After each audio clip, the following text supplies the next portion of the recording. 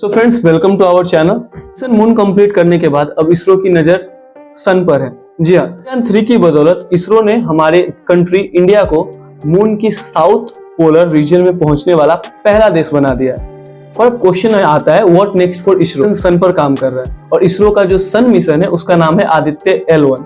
Aditya L1 के अंदर इसरो सन की स्टडी करेगा। और अब एक क्वेश्चन आता है कि आखिर ये मिशन क्यों जरूरी है और इसरो मिशन सन क्यों कंडक्ट कर रहा है। तो इन सब का जवाब मिलेगा आपको इस वीडियो में। तो चलिए हम लोग शुरू करते हैं। 14 अगस्त को इसरो ने अपने ऑफिशियल ट्विटर हैंडल से इस मिशन से रिलेटेड कुछ फोटोज पोस्ट किए। इसरो के सीनियर साइंटिस्ट नीलेश देसाई के अकॉर्डिंग 2 सितंबर 2023 को इस मिशन को लॉन्च किया जा सकता है। L1 मिशन सन को बहुत नजदीक से ऑब्जर्व करेगा और सन के इन्वायरमेंट और उससे निकलने वाले रेडिएशन की भी स्टडी करेगा। 7 पेलोड लगाए गए हैं जो सन की कोरोना से निकलने वाले रेडिएशन, सोलर स्टॉर्म, इन सबसे रिलेटेड स्टडी को कंडक्ट करेगा और इसके साथ साथ सन की इमेजिंग भी करेगा। आप सब जो इस वीडियो को देख रहे हैं, आप सबके मन में क्वेश्चन आ रहा होगा कि आखिर इस मिशन की जरूरत क्या है, इसरो इस मिशन को क्यों कंडक्ट कर रहा है। सो मिशन की इंपॉर्टेंस या फिर इसकी जरूरत क्यों है, जानने से पहले चलिए हम सन को जानते हैं। आप सब ने अपने स्कूलिंग करियर में सन के से रिलेटेड बहुत सारे इंफॉर्मेशन पढ़े होंगे, तो चलिए एक एक करके जानते हैं। सो हम सबको पता है कि सन हमारे सोलर सिस्टम की सबसे बड़ी चीज है, सन से बड़ा कुछ भी नहीं है। नेक्स्ट, हमारा जो सन है लगभग 450 करोड़ साल पुराना है, यानी इसकी जो एज है लगभग 450 करोड़ इयर्स है। ये गोल है, चमकता है और बहुत गर्म है। जो बेसिक सा नॉलेज है सन से रिलेटेड, के सेंटर में हाइड्रोजन और हीलियम जैसे गैस पाए जाते हैं और कहते हैं कि अर्थ से सन की दूरी लगभग 15 करोड़ किलोमीटर है। यहाँ पे एक इंपॉर्टेंट जानकारी ये है कि जो हमारा सन है वो हमारे अर्थ से इतना ज्यादा बड़ा है कि एक सन में लगभग 13 लाख अर्थ आ सकते हैं। इसको आप ऐसे एग्जांपल से समझो कि अगर सन एक बड़ा सा सर्कल है तो उसके अंदर लगभग 13 लाख छोटे छोटे सर्कल यानी अर्थ आ सकते हैं। सो आप आइडिया लगा सकते हो कि सन कितना ज्यादा बड़ा होगा।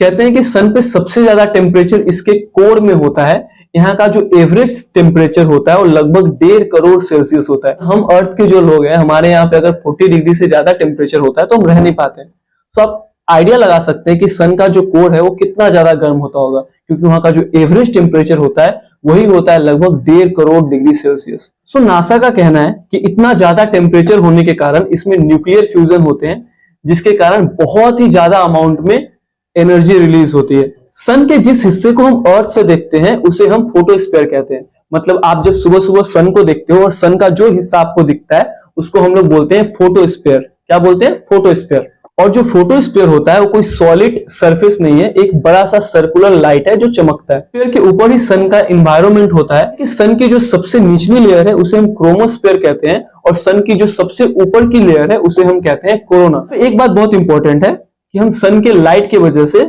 इसके कोरोना को नहीं देख पाते। सो आगे बढ़े। हमारा जो सन है उसमें बहुत सारी घटनाएं होती है और उसमें जो सबसे पहली और इंपॉर्टेंट घटना है वो है सोलर प्रोमिनेंस। सो क्वेश्चन आता है कि ये सोलर प्रोमिनेंस क्या है। नहीं समझ में आया? चलिए इजी करते हैं। आप सबने 100 वाट का बल्ब तो देखा होगा, अगर नहीं देखा है तो उसका मैं यहाँ पे फोटो लगा दे रहा हूँ।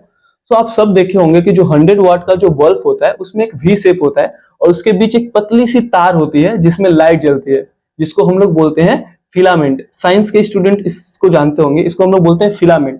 तो आप ऐसे मान लीजिए कि जो सोलर प्रोमिनेंस होता है वो एक बड़ा सा आग का जलता हुआ फिलामेंट है जिसका एक सिरा टूटा हुआ है। प्रोमिनेंस फोटोस्फीयर से शुरू होकर कोरोना तक जाता है। नहीं पता फोटोस्फीयर और कोरोना क्या होता है? अभी थोड़ी देर पहले ही बताया था ना कि जो फोटोस्फीयर होता है वो सन की सबसे नीचे की लेयर है और जो कोरोना होता है वो सन की सबसे ऊपरी लेयर है। प्रोमिनेंस का मतलब समझ में आ गया, एक बड़ा सा जलता हुआ एक फिलामेंट बल्ब का। सो आगे बढ़ते हैं। हालांकि साइंटिस्ट अभी तक पता नहीं लगा पाए हैं कि जो सोलर प्रोमिनेंस होता है वो क्यों बनता है, क्योंकि अभी भी सन से रिलेटेड जो हमारा इंफॉर्मेशन है वो बहुत ही कम है। सन पे जो दूसरी सबसे इंपॉर्टेंट घटना होती है वो होता है सोलर एक्टिविटी। अब सोलर एक्टिविटी क्या है ये थोड़ा इजी है। नासा के साइंटिस्ट के अकॉर्डिंग जो सन की ऊपरी सतह होती है उस पर बहुत सारी इलेक्ट्रिकली चार्ज गैस होती है, जिससे एक बहुत ज्यादा पावरफुल मैग्नेटिक फील्ड बनता है। सोलर एक्टिविटी जितनी ज्यादा होती है उतनी ज्यादा सनस्पॉट बनते हैं। अब क्वेश्चन आता है कि सनस्पॉट क्या होते हैं? तो सन पे जो काले काले धब्बे होते हैं उसको हम लोग बोलते हैं सनस्पॉट। सन पर होने वाली एक और इंपॉर्टेंट घटना है CME। तो CME क्या होता है चलिए जानते हैं। तो तो CME का मतलब होता है कोरोनल मास इजेक्शन। अब क्या होता है कोरोनल मास इजेक्शन?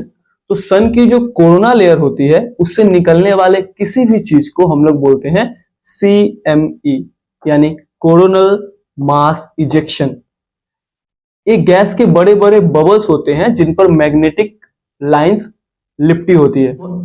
अब आते हैं हम सन पर होने वाली सबसे इंपॉर्टेंट घटना जिसको हम लोग बोलते हैं सोलर स्टॉर्म। हाँ, सोलर स्टॉर्म। तो चलिए सोलर स्टॉर्म को हम डिटेल से जानते हैं। तो सोलर स्टॉर्म क्या होता है?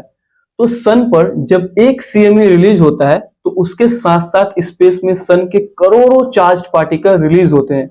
ये पार्टिकल लगभग 3 लाख पर किलोमीटर आवर की स्पीड से चलते हैं, और अगर इन स्टॉर्म का डायरेक्शन अर्थ की ओर होता है तो अर्थ पर फिर सोलर स्टॉर्म आते हैं। और अर्थ पर आने वाले जो सोलर स्टॉर्म होते हैं वो अर्थ पर बहुत सारे बैड इफेक्ट डालते हैं। कैसे? तो सोलर स्टॉर्म के कारण जो वायरलेस कम्युनिकेशन होता है, GPS जो हम यूज करते हैं, उसको ऑपरेट करना काफी मुश्किल हो जाता है। एयरलाइंस होते हैं, जो रेडियो होते हैं, जो ड्रोन हम ऑपरेट करते हैं या फिर उड़ाते हैं, अगर सोलर स्टॉर्म आएगा तो उस सारे काम करना लगभग बंद कर देंगे। तीसरी जो सबसे इंपॉर्टेंट बातें हैं वो होता है जो रेडियो की लो फ्रीक्वेंसी के जो चैनल्स होते हैं वो काम करना बंद कर देंगे अगर सोलर स्टॉर्म आएगा तो। जब CME के चार्ज पार्टिकल अर्थ से टकराते हैं तो इलेक्ट्रिकल करंट पैदा करते हैं, और ये जो इलेक्ट्रिकल करंट पैदा होता है उससे पावर सप्लाई कट जाती है, और पावर सप्लाई कट जाती है इसके साथ साथ जो इलेक्ट्रिक से चलने वाली चीजें होती है जैसे टीवी हो गया, लाइट हो गई, वो सारे बंद हो जाते हैं। जो सोलर स्टॉर्म होता है उससे सबसे ज्यादा खतरा है जो स्पेस सेंटर होता है, या फिर जो हम कोई रॉकेट उड़ाते हैं, या फिर जो इंटरनेशनल स्पेस सेंटर है। तो अगर सोलर स्टॉर्म आता है तो सारे काम करना बंद कर देंगे, और हम सबको पता है जो स्पेस सेंटर होता है वो कितना इंपॉर्टेंट है हमारे लिए। उसके अलावा अगर कोई रॉकेट जा रहा है और सोलर सिस्टम में अगर सोलर स्टॉर्म आ रहा है तो इस सारी चीजों पे इसका बहुत ही ज्यादा बैड इफेक्ट पड़ता है। तो अभी हम सबने जाना कि सन पे जो इंपॉर्टेंट घटनाएं होती है वो कौन कौन सी है। तो दोस्तों मैंने आपको वीडियो के स्टार्टिंग में बताया था कि इसरो का जो सन मिशन है उसका नाम है आदित्य L1। आपको ये नाम थोड़ा अजीब नहीं लगा, आदित्य L1? तो चलिए हम समझते हैं कि आदित्य L1 में जो L1 होता है उसका मतलब क्या है। जिन्होंने साइंस में पढ़ाई की है और जो साइंस की थोड़ी नॉलेज रखते हैं उनको पता होगा कि अर्थ और सन दोनों पे ग्रेविटी होती है, और जो सन की ग्रेविटी होती है वो अर्थ की ग्रेविटी से बहुत ही ज्यादा स्ट्रांग होती है। तो अर्थ, लेकिन प्लस पॉइंट ये है कि अर्थ और सन के बीच एक ऐसा पॉइंट आता है जहां पे अर्थ और सन की ग्रेविटी एक दूसरे को न्यूट्रल कर देती है, और अगर इस जगह पे किसी स्पेसशिप को भेजा जाए या फिर कोई सैटेलाइट को रखा जाए तो ना उसे अर्थ की ग्रेविटी अपनी ओर खींचेगी ना ही सन की ग्रेविटी अपनी ओर खींचेगी। तो हमारा जो आदित्य L1 मिशन है उसमें जो एयरक्राफ्ट जाएगा या फिर जो सैटेलाइट जाएगा वो भी इसी पॉइंट में रहेगा। साइंटिस्ट लोगों ने अर्थ और सन के बीच एक सीधी लाइन में ऐसे ही 5 पॉइंट्स को मार्क किए हैं, जिनमें से एक है L1, और हमारा जो आदित्य L1 स्पेसशिप है वो वहीं पे जाएगा और सन की स्टडी करेगा। कि हमारे अर्थ से उस L पॉइंट की दूरी जो है वो लगभग 15 लाख किलोमीटर है। हालांकि सन पे जो रिसर्च है हमसे पहले नासा ने किया है, बाकी भी कुछ कंट्रीज है जिन्होंने सन पे स्टडी की है।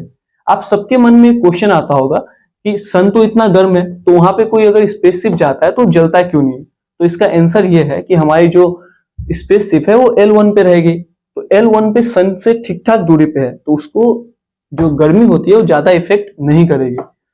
सो हमारा जो आदित्य L1 मिशन है वो सन पे होने वाले सोलर स्टॉर्म और बाकी जितने भी न्यूक्लियर एक्टिविटी होती है वो सबकी स्टडी करेगी।